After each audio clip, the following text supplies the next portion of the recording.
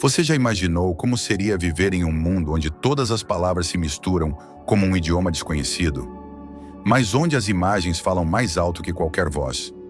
Em uma pequena escola no interior do país, um garoto em silêncio passava despercebido entre os corredores apressados. Ele não respondia aos chamados da professora, não ria das piadas dos colegas, e muitas vezes parecia estar em outro mundo. Para alguns, era apenas um menino estranho.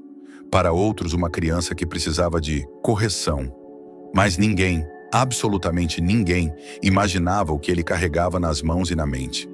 Até o dia em que ele pegou um lápis e desenhou algo que ninguém jamais esqueceria. Hoje você vai conhecer uma história que não é apenas sobre autismo, é sobre percepção, sobre aquilo que não se diz em voz alta, mas que pode transformar tudo ao nosso redor. Prepare-se, porque o que esse menino fez não apenas mudou a maneira como uma escola inteira o enxergava, mudou o futuro de todos que estavam lá. O nome dele é Caio. Ouvia-se o nome nos registros da escola, nas chamadas diárias da professora, mas raramente da boca de alguém que quisesse, de fato, conversar com ele. Caio tinha 8 anos. Os olhos grandes e escuros pareciam sempre observar algo que os outros não viam. Ele caminhava como se calculasse cada passo, atento a detalhes que ninguém mais notava. Uma rachadura no chão, a vibração do ventilador, a sombra de uma folha na parede. Tudo chamava mais atenção do que as palavras ao seu redor. Em casa, a rotina era cuidadosa. A mãe, Dona Regina, havia aprendido a se comunicar com ele por gestos, expressões e silêncios. Ela era mãe solo, batalhadora, e mesmo diante do cansaço, nunca deixou de acreditar que havia algo profundo por trás do silêncio do filho. O pai de Caio havia ido embora quando ele ainda era bebê. Não suportou o que chamava de dificuldade. Disse que não dava para criar um filho que não reagia, que não falava. E foi embora, sem deixar endereço. Na escola, Caio se isolava. As outras crianças falavam sobre jogos, desenhos, vídeos. Caio desenhava linhas no caderno. Não palavras, linhas, muitas linhas. À primeira vista, pareciam aleatórias. Como se ele apenas rabiscasse por não saber o que fazer com o tempo. Mas havia um padrão, um ritmo, um detalhe que poucos perceberam. Ele não gostava de barulho, não gostava de mudanças repentinas. Quando a professora trocava os lugares da sala, Caio se incomodava visivelmente. Ficava agitado, franzia a testa, batia o lápis contra a carteira. Quando as luzes piscavam, por causa de uma oscilação na energia, ele tapava os ouvidos e apertava os olhos com força. E quando alguém falava com ele de forma bruta, principalmente quando havia gritos, Caio se fechava de vez. Seu corpo encolhia, os olhos fugiam, e ele mergulhava em um mundo onde ninguém podia alcançá-lo. Mas havia algo em Caio que nem ele sabia que existia. Algo que crescia todos os dias em silêncio, até estar pronto para ser revelado. A primeira suspeita surgiu no primeiro ano do fundamental. A professora, preocupada, chamou Dona Regina para uma reunião. Foi direta. Ele não responde. Parece que nem entende quando a gente fala com ele. Talvez seja apenas timidez, mas talvez seja algo mais. Regina, que já convivia com aquela incerteza, engoliu seco. Sabia que não era apenas timidez. Caio, desde bebê, apresentava sinais. Não balbuciava como as outras crianças. Não apontava para pedir brinquedos. O silêncio era seu idioma principal e também seu escudo. Mas na escola, esse silêncio virava alvo. As crianças, naturalmente cruéis na inocência da infância, começaram a apelidá-lo. Olha o menino que não fala. Ele parece um robô. Por que ele fica só desenhando essas coisas feias? Caio, no entanto, não reagia. Ou melhor, reagia do jeito dele. Mais silêncio, mais desenhos, mais linhas que cruzavam a página de forma cada vez mais complexa. Como se a raiva, o medo e a tristeza ganhassem forma por meio do grafite. Os professores, bem intencionados, mas despreparados, também erravam. Um deles, cansado de repetir uma atividade que Caio parecia ignorar, perdeu a paciência.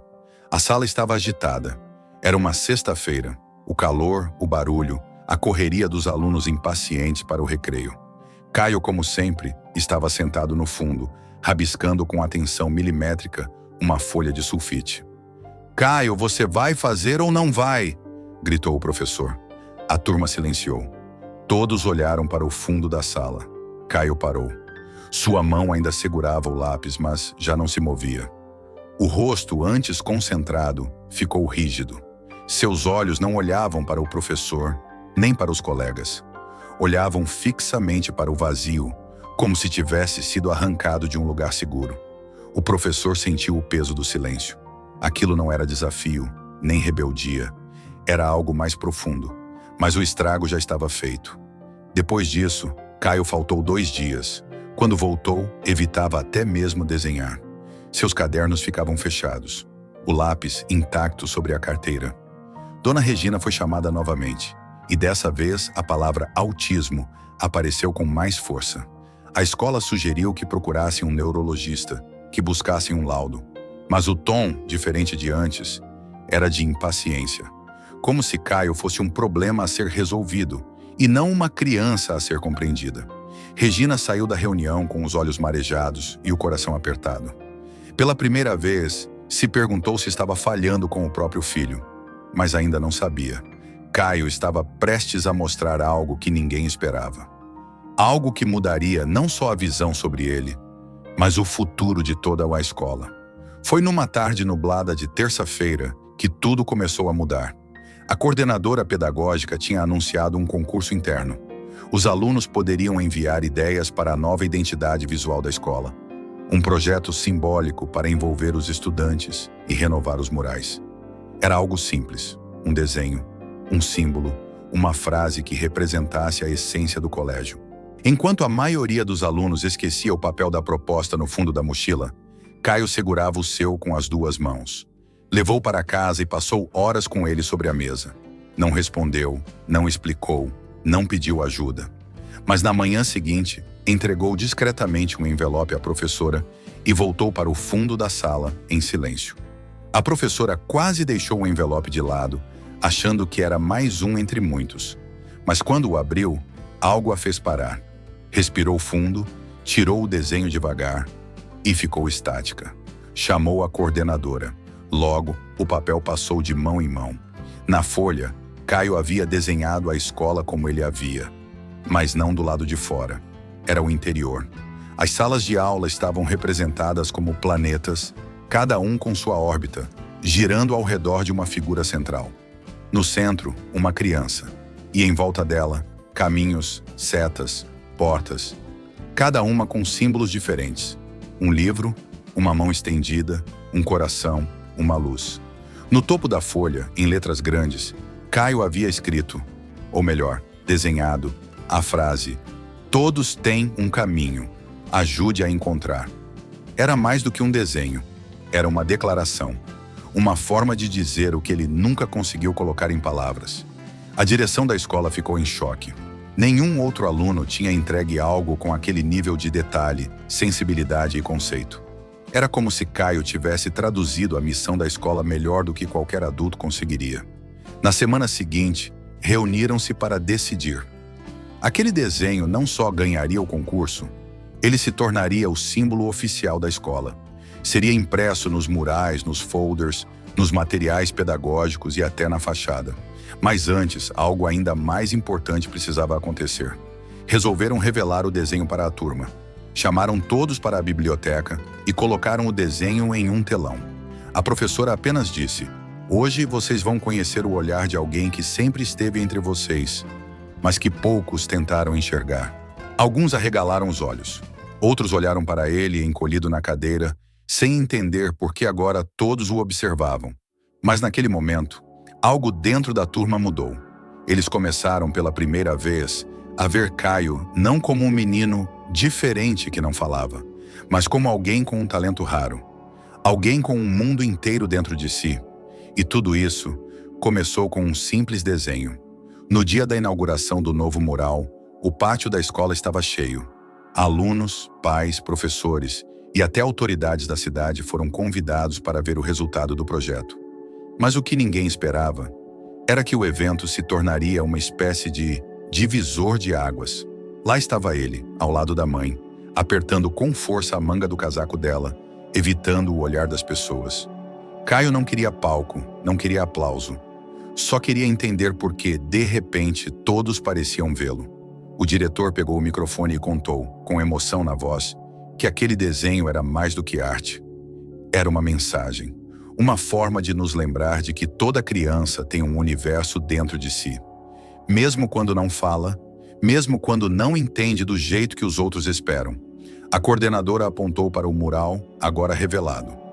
O desenho de Caio, ampliado, ganhava vida em cores vivas e formas detalhadas na parede principal da escola. Acima, a frase: "Todos têm um caminho, ajude a encontrar." As pessoas aplaudiram, mas não com euforia. Era um aplauso lento, emocionado, carregado de respeito. A professora se aproximou de Caio, se ajoelhou ao lado dele e disse apenas: "Você ajudou a escola inteira a entender algo que ninguém conseguia explicar." Caio não disse nada, mas pela primeira vez esboçou um pequeno sorriso. Foi quase imperceptível, mas sua mãe viu e chorou. Nas semanas seguintes, o comportamento da turma mudou. Alunos que antes ignoravam Caio, agora perguntavam se ele queria sentar junto. Alguns traziam folhas e lápis de cor para mostrar o que tinham desenhado e pediam a opinião dele, mesmo sabendo que talvez não viesse resposta. Mas algo mais importante estava acontecendo. Caio estava sendo incluído. Ele começou a desenhar mais. Um caderno novo foi comprado só para isso. Nele surgiram mapas da escola, com sugestões de espaços de acolhimento, ambientes de silêncio, ideias para tornar o recreio mais acessível. Uma dessas ideias virou realidade. A escola adaptou uma sala com puffs, luz baixa e brinquedos sensoriais. A sala do caminho, como Caio havia desenhado. Um grupo de mães da Associação de Pais passou a se reunir para estudar o autismo. Convidaram profissionais, organizaram rodas de conversa, criaram uma cartilha que foi entregue a todas as famílias da escola. E a maior transformação foi invisível. Era o olhar. A forma como todos passaram a olhar para crianças como Caio, com mais cuidado, com mais paciência, com escuta. E tudo isso porque um menino, que não entendia as palavras, desenhou o futuro da escola inteira. Quantas vezes rotulamos alguém pela dificuldade que tem, e não pela beleza que carrega? Durante anos, Caio foi visto como o menino que não falava direito, o que não entendia, o que ficava desenhando sozinho no canto da sala. Mas ninguém parou para se perguntar: o que ele está tentando nos mostrar?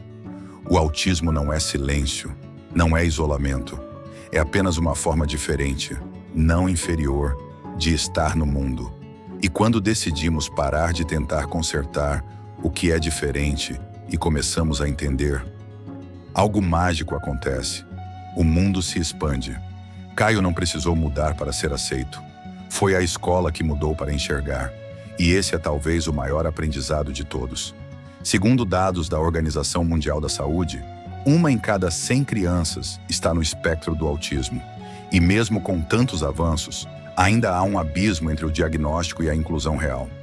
Muitas famílias caminham sozinhas. Muitos alunos são vistos apenas como problema. E tantas histórias como a de Caio continuam escondidas atrás de portas fechadas. Mas, e se fosse o seu filho, o seu irmão, o seu aluno? Será que o que você vê como birra, frescura ou desatenção não é apenas uma forma diferente de se comunicar? Será que aquele aluno calado não está desenhando em silêncio algo que todos nós precisamos enxergar? Hoje Caio continua desenhando e continua sendo acompanhado por uma equipe que respeita seu tempo, suas necessidades e seu brilho. Ele não fala muito, mas quando alguém se senta ao seu lado e olha para seus desenhos com atenção, ele sorri. E naquele sorriso cabe um universo inteiro. Talvez, no fim, a pergunta não seja o que falta nessa criança, mas sim o que nos falta para compreendê-la. Porque toda criança tem algo a dizer. Basta que a gente aprenda a escutar, até mesmo quando não há palavras.